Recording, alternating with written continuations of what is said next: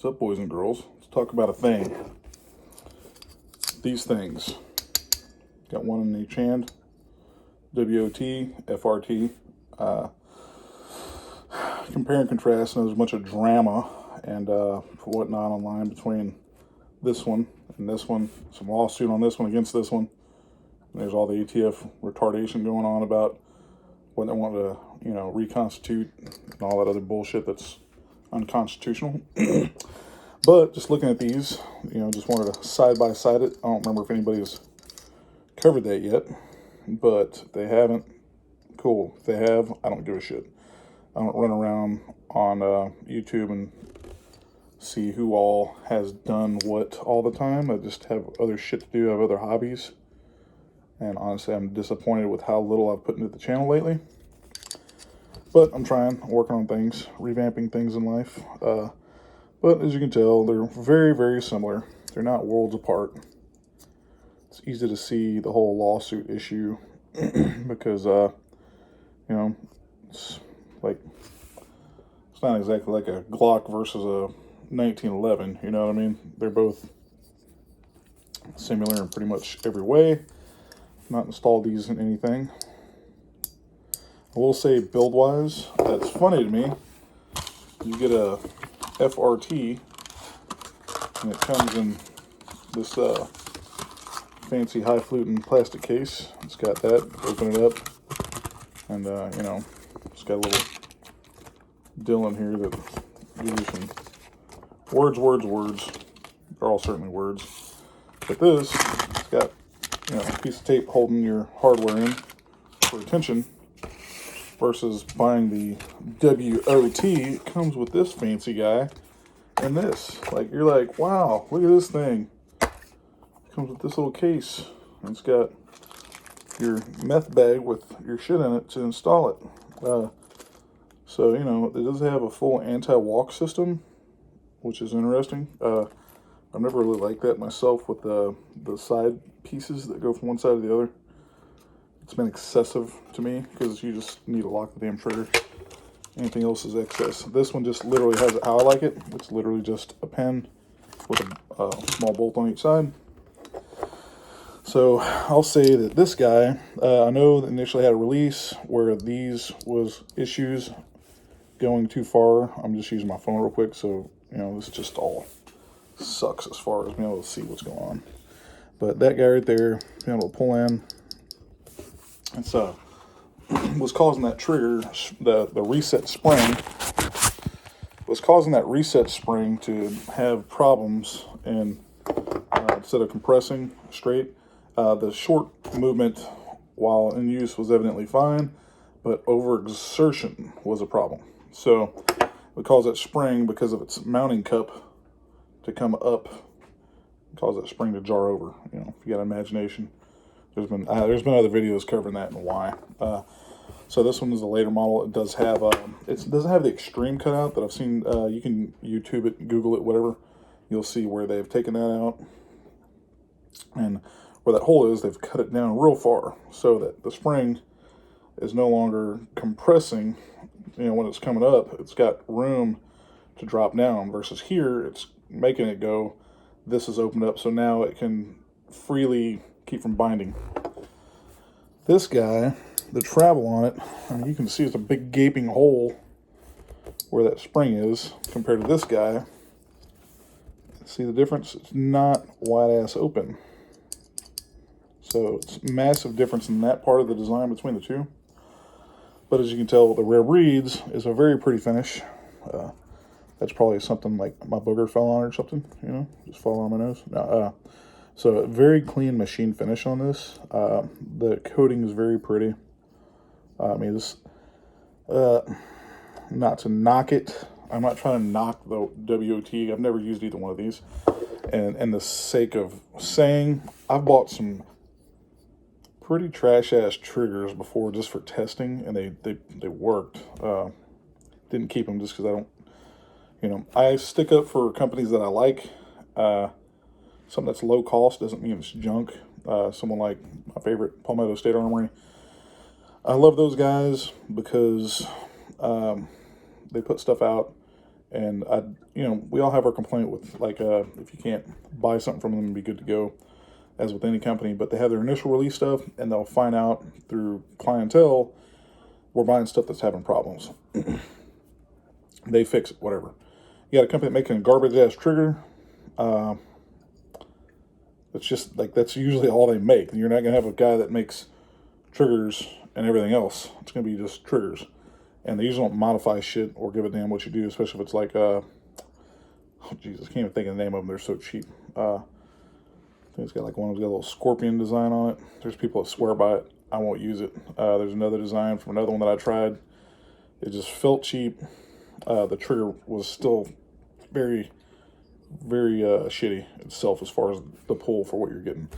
So something like this, I would say the overall finish, what I'm getting to is I've seen some cheap shit triggers that have a finish that's as nice as this. Like everything's clean, all the machinery here is real clean. And even though it's a cheap $65, $75 trigger, the presentation's pretty. This shit here is rough looking, man. Like it's just, you can tell it's not machined the same. You've got like right here, you got this divot that's not very clean. The whole design's just a rougher looking design when you compare it to this. This is very pretty. You can tell there's extra steps in the machine process. Price difference, I guess, is $100. I guess, I don't know. I can't remember. I just, I mean, it's cool how they've got WOT on both sides, I guess. But I mean, we both know as nice as Rare Breed's insignia is and their patent number, and there's nothing on the other side. When you put it in the lower, you can't see any of that shit, so it doesn't matter. So, I can give them props for that, but I mean, just looking at everything overall, you did see they put that disconnector is massively different right here in size. But they did at least take the time to put a hole in it, I guess, for some sort of weight savings. That's fine. But I mean, otherwise, I mean, they're just not worlds apart. So it's easy to see why we have a lawsuit scenario on their hands between the two. I want to see, I might have seen a video on this thing running. I don't know. Can't remember. But just some talking points, man. I just wanted to, while I had my hands on them, because they have to go back to their owners. And so I want to talk about this real quick. If I could, for some reason, get a hold of these and put them in something and shoot it, I will. But kind of lackluster. I have a buddy that he's got his SOT, I think. So hopefully there's some really good quality content to come from that. But, like I said, if any questions, concerns, or comments, just let me know, and I'll try to answer it the best I can with my lack of ability to even use these things. I've been a fan of the Echo trigger. I like being able to go bang, bang, bang, bang, bang, bang. I can speed up. It's not like this where it's like on or off. I know they got a third position they're talking about releasing. Whatever, if they did, cool. But my Echo, I can go, bang, bang, bang, flip it, bang, bang, bang, bang. Like a rock and roll, like... And there's literally been somebody with an Echo outrunning a legit post sample. So there's guys trying to say these are faster. I'm like, well, I mean, the person determines the speed on an Echo or a binary, same thing. You determine the speed. They do have to be tuned. So anybody that has had an Echo or a maybe the double tap, I don't like that because it's on all the time like these are. So binary, double tap, and Echo users, any of us that use that, we know there is buffer tuning required. So we have an edge on guys that have never done that and want to get one of these. A lot of those guys shit bricks that get mad. There's a group on Facebook about it. It helps them tune because like you have to go with heavier buffers on these to slow things down a little bit and help with that bolt mounts and whatnot. And it seems like H2s and sometimes H3s are the way to go. So if you're running a carbine buffer and H1, it usually isn't going to cut it for these. You're going to have the bolt either ride the hammer home, but I think the issue with those might have been, I don't remember what they even said, because I just didn't give a shit to watch out for these, because the price for one of these, I could get another Echo trigger that I could just have full control, single fire, Echo mode. I can pace myself, stop, keep going, like, versus this thing's just like cranking full fucking retard, dude, just going. And that's fine if you're cool with that. But I just, after being someone that's had full control, to go to this, I'm just like, it's not really my thing. I just haven't had the desire for it. But just talking point, being able to look at them, check them out. You know, the bastards aren't worlds apart. So I can see, like I said, the lawsuit issue. If I had my mic, I would do some measuring and see what the real differences were. But otherwise, let me see. I guess I'll snap this little guy here. We can open that up on both of them and take a look. Same thing. All right, so some more of that ugliness in there. So this guy, you can see where it drops down on the bottom there. You can really see nothing reflecting. You see, you know, it's shitty lighting in the works in here, but so you'll probably be able to see it very well with this guy. Look at that big hunk of shit in there. You see it? It's got a big, gnarly casting in there. There you can see it. That should have been machined out by hand or something. I mean, the whole thing is just cast as shit. Like, like it's bad.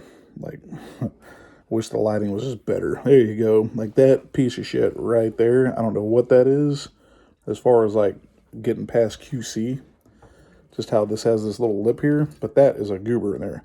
It probably doesn't do anything, but it just definitely speaks for, you know, fit and finish. I mean, you can definitely tell you're getting a different animal on what you pay for, as far as the quality goes. And a lot of people have stated that in the group I've seen on Facebook. So, you know, like I said, just I wanted to sit there and put it on video that I had them in my hands and could compare and contrast a little bit. Sorry I don't have any footage. I know a lot of people already have footage, so it's not like I need to cover grounds that have, you know, already been covered. The rare breeds is just prettier all around. So hopefully this might be useful to somebody, or I just wasted 12 minutes of your lifetime. See you all next time.